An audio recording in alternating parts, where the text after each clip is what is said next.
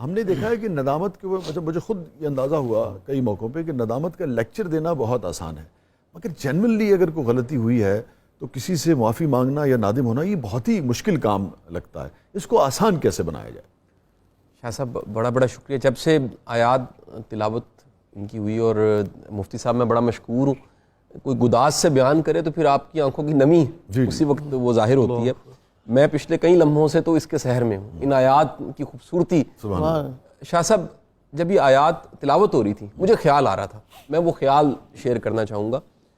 ہمارے ہاں مؤثر شخصیات جو نتیجہ پا سکتی ہیں، جو رزلٹ دے سکتی ہیں، جن کا انفلوئنس ہوتا ہے، جو افیکٹو ہوتی ہیں، اس پہ دنیا میں بڑا لٹریچر ہے. اور اس پہ ایک کتاب ایسی ہے جس کتاب کو بائبل قرآن کے بعد بکنے والی یعنی موجود چھپنے والی کتابوں میں اس کا شمار دنیا میں اس کتاب کا ہوتا ہے. اس کتاب کا نام ہے 7 Habits of Highly Effective People. ٹھیک ہے. یہ 7 عادات اسٹیفن کوہے کی، یہ 7 عادات بتاتی ہے. اب تک اس کی ملینز آف کاپیز 56 زبانوں میں ترجمہ. میں یہ آیات سن رہا تھا، مجھے خیال آ رہا تھا یہ بھی 7 عادتیں ہیں اور اللہ گارنٹی دے رہا ہے کہ مراد وہ پائے گا، افیکٹو وہ ہوگا، نتیجہ اس کو ملے گا، منزل پہ وہ پہنچے گا اور جنت کا وارث وہ ہوگا. کیا خوبصورت. ویسے وارث کیا بات، ایک ایسا ورڈ ہے جو کسی کا نام بھی ہو تو اچھا لگتا ہے. ڈرامے کا ہو امجد صاحب کی تب بھی اچھا لگتا ہے. اس میں ایک اور ٹیکنیکل ہے کہ مطلب میں عوامی سی بات کر رہا ہوں لیکن میں بڑی سنجیدہ بات کر رہا ہوں. لیز پہ نہیں ہے، وارث ہے، یعنی کہ وہ حصہ آپ کا ہو گیا. یہ بڑی اہم بات. وارث بننا، نتیجے پہ پہنچنا، مؤثر ہونا، مراد برلانا. کیا خوبصورت الفاظ ہیں سارے ایک ردم میں. وہ ان کے لیے ہے جنہوں نے یہ 7 کام، 7 عادتیں اپنی زندگی میں لے لیں، شامل کر لیں. ایمان تو یقیناً ہے ہی، عمل صالح یقیناً ہے ہی.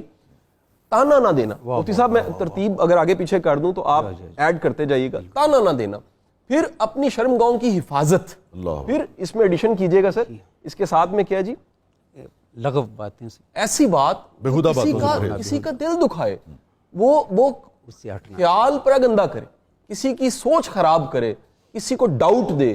اچھا سب سے بڑا حسن آپ دیکھیے دین کا، میں آج توبہ کو ساتھ اس کو جوڑوں گا کہ اگر کسی کو دور بھیجنا ہو تو وزن ذرا کم دیا جاتا ہے. بھائی کندھے پہ زیادہ بوجھ تو نہ لاد، تو نے جانا بڑا دور کی منزل کا مسافر چھوٹے جھگڑے میں نہیں پڑتا. رب تعالیٰ سب سے بڑی شان اپنے بندے سے محبت کا اس سے خوبصورت اظہار کیا ہو سکتا ہے کہ دور بھیجنا ہے تو اس کو توبہ دی کہ جان چھڑا ماضی سے نکل جا.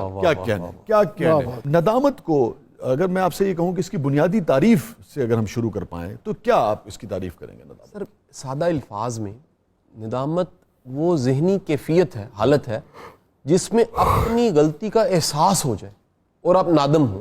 ایکسپریشن اس کا یہ ہو کہ میرے سے غلطی ہوئی ہے اور اپنی غلطی کو دل ہی دل میں کہیں وہ تکلیف پیدا کر رہی ہے اور آپ شرمندہ ہو رہے ہیں. اس کے ساتھ شرمندگی بھی جڑی ہے. ٹھیک ہے. ایسی شرمندگی جڑی ہے کہ اب میں کیا منہ دکھاؤں گا. میں نے اپنے رب کا حکم نہیں مانا، میں نے اپنے محبوب کا حکم نہیں مانا جو مجھ سے اتنی محبت کرتا ہے.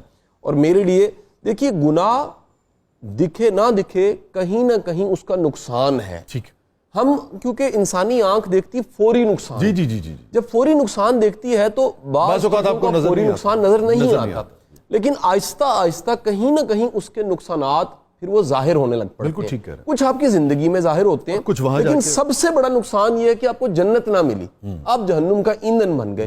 تو وہ تمام کے تمام احکام جو ہمیں دین سے ملتے ہیں دراصل جہنم سے بچانے کے لیے یا نقصان سے بچانے کے لیے. لوگ ایک دوسرے کا مال بٹورتے ہیں، لوگ جھوٹ بولتے ہیں، ملاوٹ کرتے ہیں، مگر ندامت کا کہ نون بھی لگتا ہے ان کے پاس سے نہیں گزری ہے. تو یہ کیا ہوا ہے؟ مہریں لگ گئی ہیں دلوں پر یا کیا وجہ کیا ہے؟ مطلب ندامت کو کیسے جگایا جائے یہ بھی تو ایک کام ہے نا.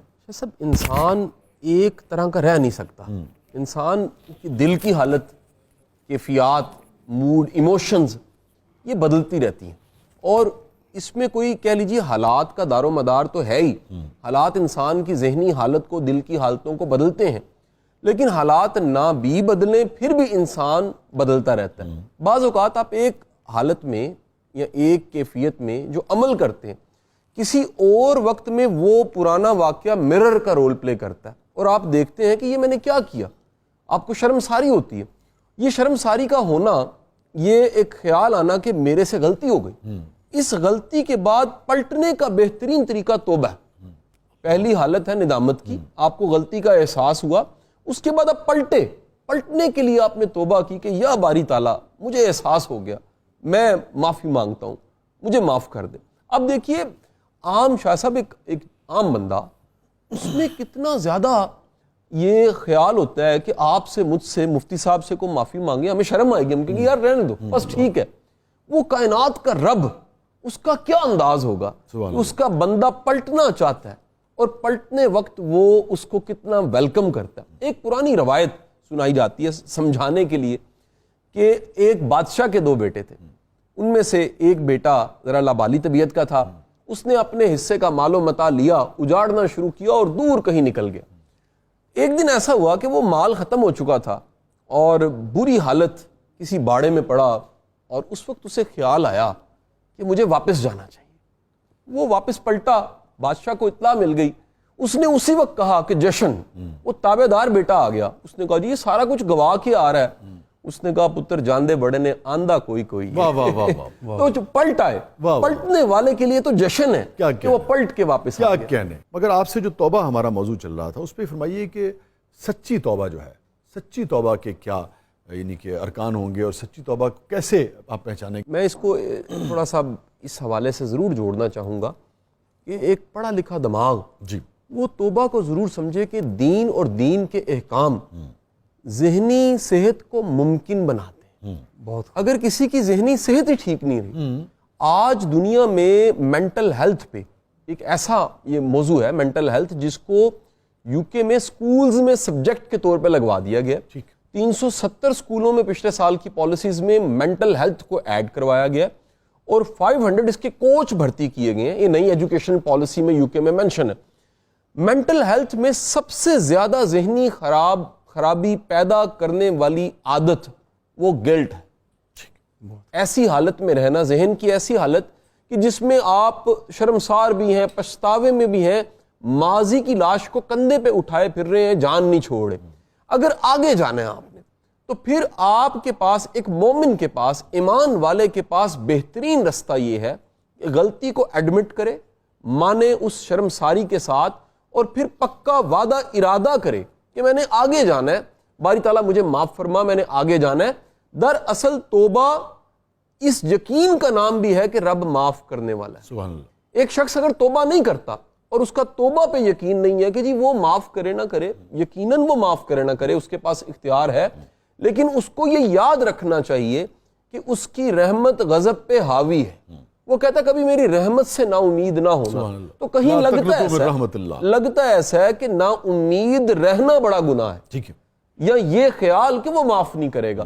سو دور جانے کے لیے آپ اپنے بوجھ کو ہلکا کرتے اور معافی مانگ کے آگے چل پڑتے۔ مگر شاہ صاحب یہ تو اس کا ہے نا جس کو رڑک ہو رہی ہے، جس کو چبھ رہا ہے، جس کو چبھ ہی نہیں رہا ہے، جس کو رڑک ہی نہیں ہو رہی ہے، اور اس نے سارے عیوب جو ہیں، سارے جو بھی اس نے گڑبڑیں کی ہیں، اور پرواہ نہیں ہے اس کو۔ شاہ صاحب میرا خیال ہے کہ ہر بندے کا دائرہ اختیار مختلف ہے۔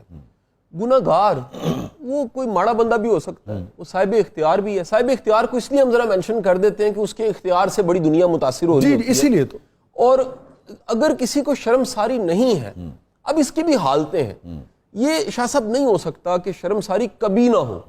بعض اوقات ہم شرمساری کو بھی سلا دیتے ہیں۔ مجھے کہہ لینے دے، لگتا تو یہی ہے کہ نہیں ہے، ہم سب بھی اس کا حصہ ہے۔ شاہ صاحب ہے ایسا، لیکن مستقل ایک کام ہم کیے چلے۔ آپ مجھے ایک بات بتائیے، اگر ایسا نہ ہوتا تو کیا ہماری یہ حالت ہوتی اس وقت؟ کوئی شک نہیں۔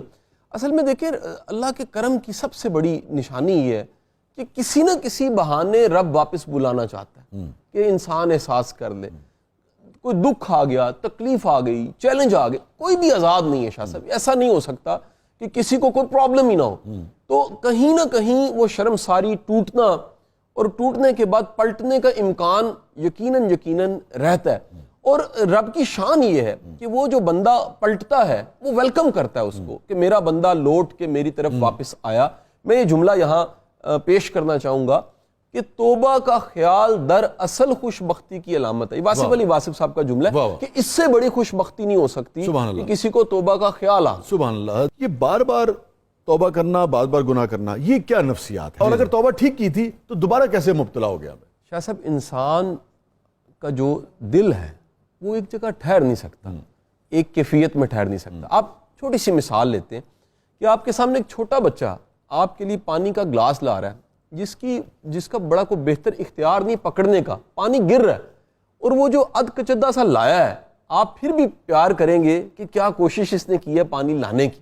تو یہ جو بہکنا ہے, یہ جو رستے سے ہٹنا ہے, اس کی تمام تر تمنا ہونے کے باوجود یہ کوشش کہ صحیح رستے پہ رہوں, یہ بھی مقصود ہے.